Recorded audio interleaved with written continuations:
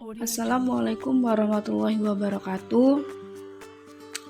Pada pertemuan hari ini kita akan membahas tentang materi peluang. Nah, sebelum kita membahas tentang materi peluang, kalian harus tahu dulu tentang kaidah pencacahan. Dalam kaidah pencacahan ini terdapat 3 aturan, yaitu aturan penjumlahan, aturan perkalian, dan aturan pengisian tempat. Nah, sebelum kita belajar aturan tersebut, kalian harus tahu dulu apa itu kaidah pencacahan.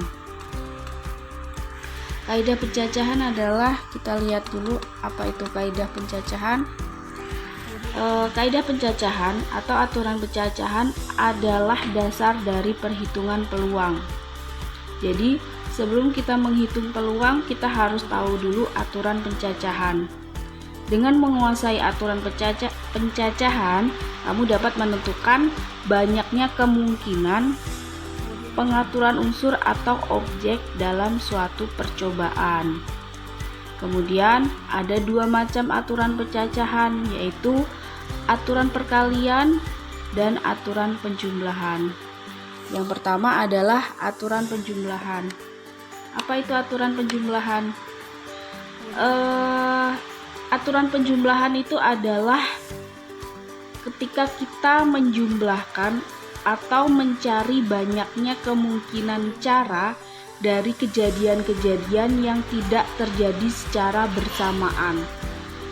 Aturan penjumlahan ini digunakan ketika kita ingin mengetahui kemungkinan cara dari kejadian-kejadian yang tidak terjadi secara bersamaan. Untuk lebih jelasnya, kita lihat contohnya. Nih contohnya, jabatan ketua OSIS dapat diduduki oleh siswa kelas 11 atau kelas 12. Kemudian, jika siswa kelas 11 terdiri atas 110 orang dan siswa kelas 12 terdiri atas 90 orang, tentukan banyaknya cara memilih ketua OSIS. Nah, kita tahu bahwa kejadian ini tidak bisa terjadi secara bersamaan. Ketika kita memilih ketua OSIS, kemudian jabatan OSIS ini bisa diduduki kelas 11 dan kelas 12, maka secara otomatis ketua OSIS itu dipilih dari salah satu, dari misal dari kelas 11 ataupun kelas 12. Tidak bisa kedua-duanya dipilih ketua OSIS. Maka kejadian ini atau pemilihan satu ketua OSIS ini tidak bisa terjadi secara bersamaan, tidak bisa kelas 11 dan tidak bisa kelas 12, harus salah satunya. Maka digunakan aturan penjumlahan. Oke. Caranya nih pembahasannya. Berdasarkan soal dapat diperoleh informasi tadi banyaknya siswa kelas 11 adalah 110 orang. Kemudian banyaknya siswa kelas 12 adalah 90 orang. Kemudian jabatan ketua OSIS hanya disediakan untuk 1 orang dari salah satu tingkatan. Ini yang Ibu bilang tadi, bahwasanya kejadian ini tidak bisa terjadi secara bersamaan. Atau jadi kejadian ini bisa, kemungkinannya bisa yang ketua OSISnya ini dari kelas 11 ataupun bisa dari kelas 12. Terdapat 2 kemungkinan, yaitu 1 siswa kelas 11 terpilih sebagai anggota OSIS atau 1 siswa kelas 12 yang terpilih. Nah, 2 kemungkinan ini tidak dapat terjadi secara bersamaan. Tadi yang udah Ibu jelasin berkali-kali. Oke. Jadi, banyaknya cara untuk memilih ketua OSIS adalah, yaitu tadi jumlah dari kelas 11 ditambah dengan jumlah dari kelas 12. atau banyaknya siswa kelas 11 ditambah dengan banyaknya siswa kelas 12. Berapa tadi? 110 ditambah 90 sama dengan 200 cara. Jadi berdasarkan contoh soal ini, maka disimpulkan tentang aturan penjumlahan sebagai berikut. Ini adalah bentuk umum dari aturan penjumlahan. Tadi di contoh, pada contohnya kita sudah mendapat berapa cara? Ada 200 cara. Kemudian pada bentuk umum aturan penjumlahan, misalkan terdapat K buah kejadian yang saling lepas. Kalau dia kejadiannya tidak terjadi dalam bersamaan, itu namanya kejadian saling lepas. Maka kejadian ke-1 dapat terjadi dalam N satu cara berbeda. Kemudian kejadian kedua dapat terjadi dalam N2 cara berbeda. Kemudian sampai kejadian ke K dapat terjadi di dalam NK cara berbeda. Nah, banyaknya cara terjadi seluruh kejadian tersebut adalah N1 ditambah N2 ditambah sampai dia dijumlahkan terhadap NK cara berbeda. Ini adalah bentuk umum dari aturan penjumlahan. Aturan penjumlahan yang berarti cara-caranya gimana? Cara-caranya ya dijumlahkan. Oke, selanjutnya aturan perkalian. Prinsip dari aturan ini adalah mengalihkan banyaknya kemungkinan cara dari setiap kejadian yang terjadi secara bersamaan. Kalau tadi pada aturan penjumlahan kejadiannya tidak terjadi secara bersamaan, kalau sekarang pada aturan perkalian kejadiannya terjadi secara bersamaan. Itu bedanya. Kita langsung ke contohnya. SMA Bhinneka Karya 2 Boyolali berhasil memperoleh 5 siswa sebagai calon peserta Olimpiade Matematika dan 3 siswa sebagai calon peserta Olimpiade Fisika. Sekolah akan mengutus 1 siswa untuk setiap mata pelajaran. Calon peserta juga hanya diperbolehkan fokus pada salah satu mata pelajaran. Tentukan banyak cara memilih utusan sekolah sebagai peserta Olimpiade Matematika dan Fisika. Oke, kita tahu bahwasanya ada 5 siswa yang calon peserta Olimpiade Matematika. Kemudian 3 siswa calon peserta Olimpiade Fisika. Nih, kita misalkan bahwasanya matematika kan tadi ada 5 orang, M1 sampai M5. Kemudian fisika F1 sampai F3 karena tadi ada 3 siswa ya calon untuk fisika. Kemudian kita gunakan tabel silang seperti ini. Yang matematika ini M1 sampai M5. Kemudian yang fisika F1 sampai F3. Tadi yang akan dipilih adalah satu-satu ya dari calon peserta Olimpiade Matematika ini kita akan pilih 1 orang. Kemudian dari 3 siswa calon peserta Olimpiade Fisika ini 3 orang. Kalau ini 5, ini 3. Oke, misalkan nih kemungkinannya ini M1 sama F1 yang terpilih, atau kemungkinannya M1 sama F2 yang terpilih, atau kemungkinannya M1 sama F3 yang terpilih. Ini utusan sekolahnya. Atau kemungkinannya seperti ini nih, M2 sama F1 sampai dia kemungkinan M5 sampai F3. M5 sampai F3. Nah, yang dimaksudkan berapa banyak cara itu ininya. Nih, ini ada berapa banyak cara nih? 1, 2, 3, 4, 5, 6, 7, 8, 9, 10, 11, 12, 13, 14, 15. Ada 15 kemungkinan cara yang dipilih. Kemudian kita lihat di sini ada 15. Ini berarti banyak cara memilihnya, ada 15 cara. Nah, dalam aturan perkalian kita bisa langsung mengetahui caranya, tidak perlu dengan tabel seperti ini, tapi bisa langsung dengan mengalihkan dari yang diketahui tadi. Kalau tadi ada 5 anggota, yang matematika ada 5 anggotanya, kemudian yang fisika ada 3 anggotanya, langsung saja 5 dikali 3, ada 15 cara.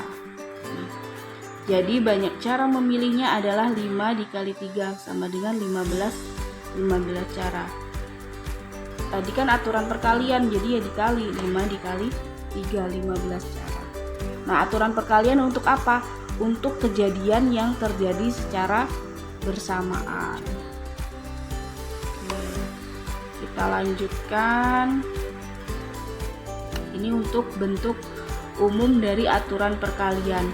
Ketika ada kejadian 1, kemudian disebut dengan N1, kejadian kedua disebut dengan N2, sampai kejadian ke K, itu disebut dengan disebut dengan NK, maka N1 dikali N2 dikali N sampai dikali NK itu cara yang berbeda. Ini bentuk umum dari aturan perkalian. Kemudian sekarang aturan pengisian tempat. Apa itu aturan pengisian tempat? Persoalan aturan perkalian umumnya berkaitan dengan cara penyusunan objek atau unsur pada tempat atau posisi yang tersedia. Sebagai contoh, susunan angka yang menunjukkan bilangan tertentu, susunan huruf yang membentuk kata tertentu, dan sebagainya. Nah, aturan pengisian tempat ini digunakan untuk apa? Untuk menyusun sebuah objek atau unsur pada tempat atau posisi yang tersedia.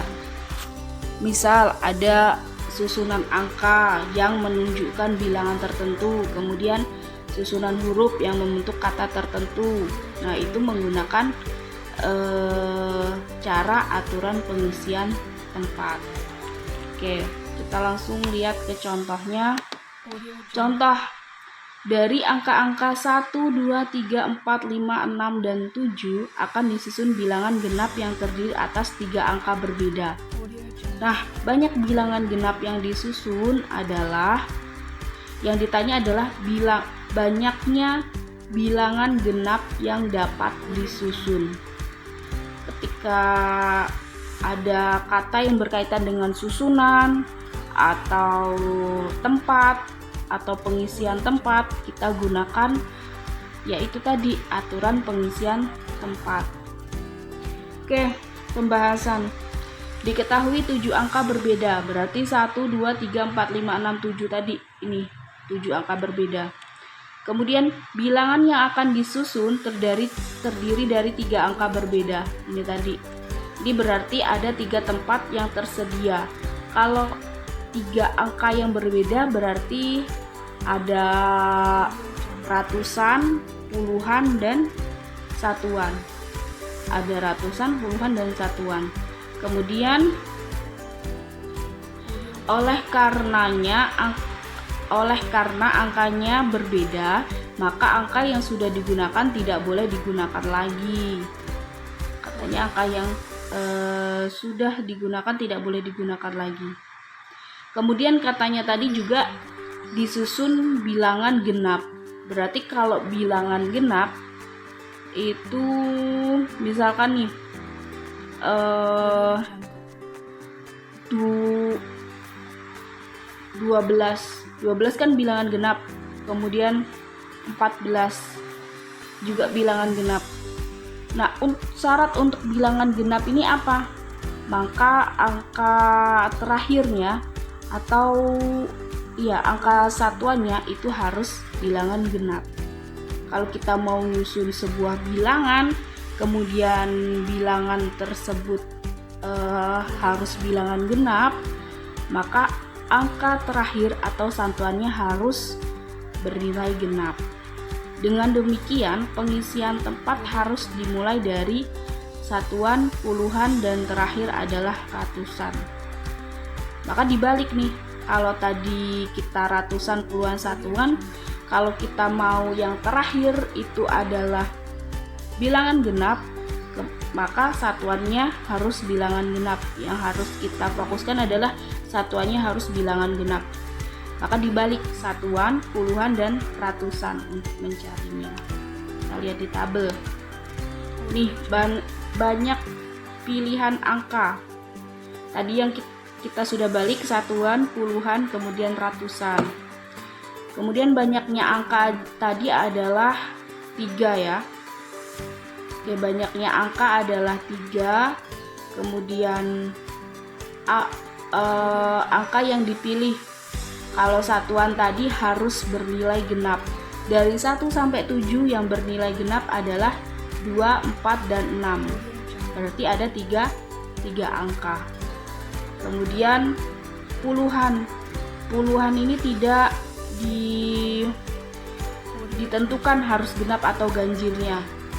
Tadi kan di satuan ini sudah diambil 1, misalkan dari 7 angka ini sudah diambil angka salah satu angka yang dijadikan dengan satuan. Berarti yang angka lainnya tersisa 6 karena dia tidak boleh sama. Maka salah satu angka sudah digunakan untuk mengisi tempat satuan. Nah, ini tadi. Berarti kalau jumlah angkanya ada 7, kemudian dikurang 1 tinggal 6. Kemudian untuk ratusan sama. Tadi kan sudah diambil 2 angka untuk satuan dan puluhan, berarti dia tinggal 5. Maka banyak bilangan genap yang dapat disusun adalah 3 dikali 6 dikali 5 sama dengan 90. Nah, kalau aturan penjumlahan itu kejadian yang tidak terjadi secara bersamaan. Kemudian kalau aturan perkalian kejadian yang terjadi secara bersamaan. Kemudian kalau aturan pengisian tempat adalah ketika dia ditanyakan atau ketika pertanyaannya berkaitan dengan cara penyusunan objek. Nah, itu tadi materi pada hari ini. Kalian bisa tanyakan jika ada yang kurang paham di forum Classroom berkaitan dengan tugas ini. Oke, ibu akhiri, wassalamualaikum warahmatullahi wabarakatuh.